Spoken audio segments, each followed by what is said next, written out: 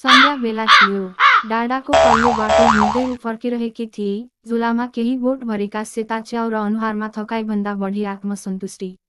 ऊ थिई मनिका, एक सामान्य किसानकी छोरी, अब भने आफूलाई च्याउ किसान भन्न रुचाउँथे। अभावको बाल्यकाल। मनिकाको बाल्यकाल अभावमै बितेको थियो। बाबुले गरिबीको कारण स्कुल जान नदिएको पीर सधैँ बोकेकी थिए। विवाह पश्चात पनि अवस्था खासै फरक थिएन। श्रीमान खेतबारीको काम गर्थे, तर वर्षभरि खान पुग्ने अन्न हुन्थेन। मनिकाको मनमा जहिले पनि एउटै कुरा घुम्थ्यो, कहिलेसम्म बाँझो माटो हेरेर बाँच्ने। 2. रेडियोले खुलेको बाटो। एक दिन खेत जोत्न लागेको बेलामा उनले घरभित्र बजेको रेडियो सुनिन्।